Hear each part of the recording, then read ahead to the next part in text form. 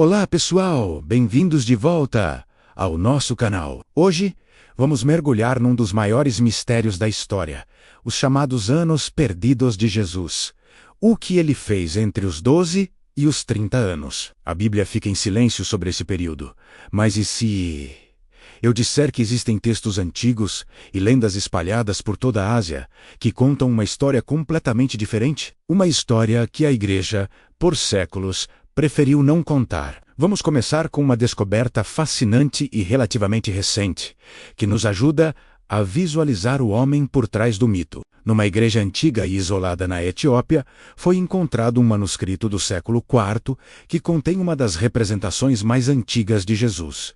E, surpresa, ele não é o homem loiro de olhos azuis que vemos na arte ocidental. Segundo os primeiros cristãos, que viveram muito mais perto da sua época, Jesus tinha a aparência de um homem do Oriente Médio, com pele morena, cabelo escuro e traços semíticos. Essa imagem, muito mais autêntica, nos conecta com a sua humanidade e nos prepara para a jornada que estamos prestes a desvendar. A Bíblia nos conta sobre Jesus no templo aos 12 anos, e depois retoma a sua história no início do seu ministério. Por volta dos 30, são 18 anos em branco. Para a teologia tradicional, ele simplesmente viveu uma vida comum em Nazaré, trabalhando como carpinteiro. Mas essa explicação sempre pareceu simples demais para muitas pessoas. Seria possível que um homem que mudaria o mundo tivesse passado quase 2 décadas apenas na sua aldeia? É aqui que a nossa viagem para o Oriente começa. Em 1887, um jornalista russo chamado Nicholas Notovitch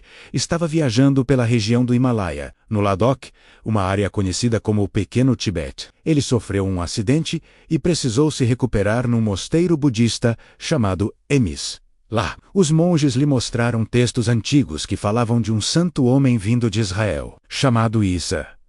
Segundo esses manuscritos, Issa teria chegado à Índia com cerca de 14 anos, junto a uma caravana de mercadores. A história que os monges contaram era incrível. Issa, ou Jesus, teria passado anos na Índia, estudando com os Brahmanes, os sacerdotes hindus. Nas cidades sagradas de Jagannatha, Rajagriha e Benares, ele aprendeu sobre os Vedas, as escrituras sagradas do hinduísmo e sobre os princípios da reencarnação e do karma. Dizem que ele se opôs fortemente ao sistema de castas, pregando a igualdade de todos perante Deus, o que o colocou em conflito com a elite sacerdotal. Perseguido pelos Brahmanes, Issa teria fugido para o Nepal e para o Tibete. Lá, nos mosteiros do Himalaia, ele mergulhou nos ensinamentos do budismo. Ele estudou os sutras, aprendeu técnicas de meditação e debateu filosofia com os lamas mais sábios. Os textos dizem que ele alcançou um profundo domínio sobre a mente e o espírito, aprendendo a curar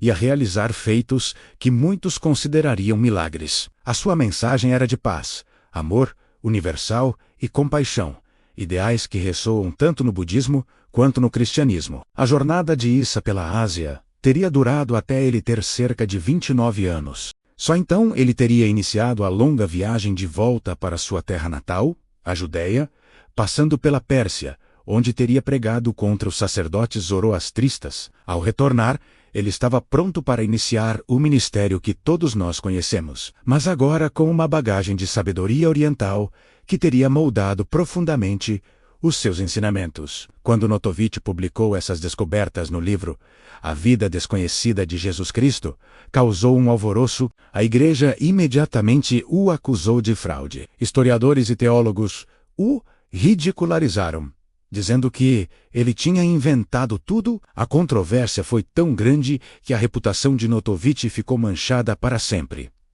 Mas a história não termina aí. Décadas depois, outras pessoas seguiram os passos de Notovitch. Swami Abhedananda, um proeminente filósofo indiano, viajou ao mosteiro de Emis em 1922. Ele confirmou ter visto os mesmos manuscritos e até publicou uma tradução de parte deles em bengali. Mais tarde, em 1939, a pianista e alpinista suíça Elisabeth Kaspari também visitou Emis e relatou ter visto os pergaminhos sobre a vida de Issa no Oriente. Então, temos um mistério. Seriam esses relatos reais ou uma elaborada farsa. Os céticos apontam que os manuscritos originais nunca foram disponibilizados para uma análise independente e rigorosa. Eles argumentam que a história de Isa se parece muito com uma tentativa de sincretismo, de unir o cristianismo e as religiões orientais. Além disso, o estilo dos textos, segundo alguns especialistas, não corresponde aos manuscritos budistas daquela época. Por outro lado, os defensores da teoria argumentam que a semelhança entre os ensinamentos de Jesus e os conceitos orientais é grande demais para ser coincidência. Pensem nos sermões de Jesus, quando ele fala bem-aventurados os puros de coração, porque eles verão a Deus. Isso não ecoa os conceitos budistas de pureza mental e iluminação? E a ênfase no amor ao próximo, na não-violência e no desapego aos bens materiais são temas centrais tanto no budismo e no hinduísmo quanto nos evangelhos.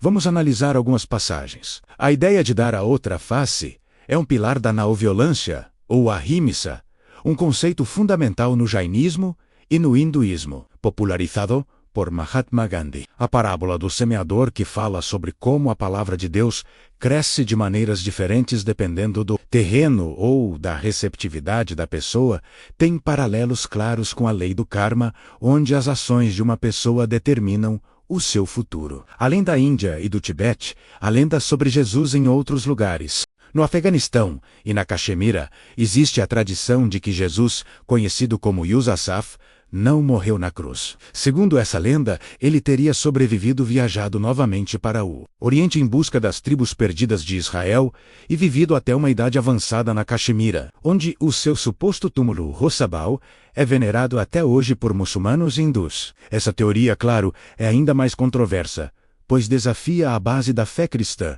a ressurreição. Mas ela mostra como a figura de Jesus, ou de um grande mestre com uma história parecida, está presente no imaginário de muitos povos da Ásia.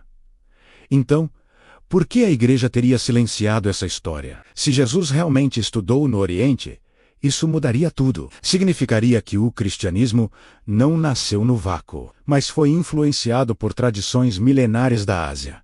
Isso colocaria Jesus não como uma figura divina única e exclusiva do Ocidente, mas como parte de uma linhagem de mestres espirituais iluminados, como Buda e Krishna. Para uma instituição como a Igreja Católica, que construiu a sua autoridade sobre a exclusividade da revelação de Cristo, admitir tais influências seria minar os seus próprios alicerces, manter a narrativa de que Jesus era unicamente judeu e que a sua doutrina era totalmente original foi crucial para estabelecer o cristianismo como uma religião distinta e superior às outras. Qualquer menção a aprendizados na Índia ou no Tibete seria vista como uma heresia perigosa, capaz de diluir a mensagem e o poder da Igreja. O silêncio sobre os anos perdidos talvez não tenha sido um esquecimento, mas uma decisão estratégica. No final, não temos uma prova definitiva. Os manuscritos de Hermes permanecem um enigma, mas a possibilidade de que Jesus tenha feito essa jornada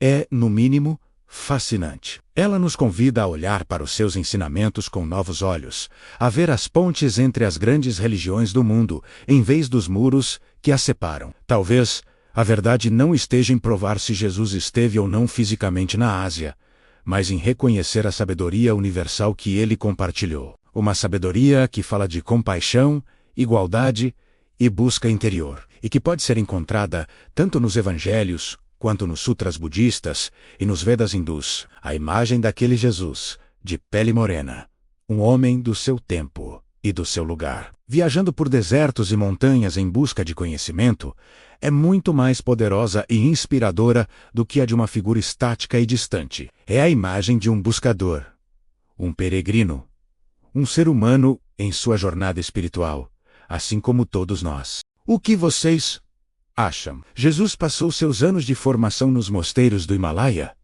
Ou tudo isso não passa de uma bela lenda? Deixem suas opiniões nos comentários. Vamos continuar essa conversa por lá. Eu adoraria saber o que vocês pensam sobre esse mistério. Obrigado por assistirem até o final. Se você gostou deste mergulho na história e no mistério, não se esqueça de deixar o seu like, compartilhar com seus amigos e, claro, se inscrever no canal para não perder os nossos próximos vídeos. Até a próxima!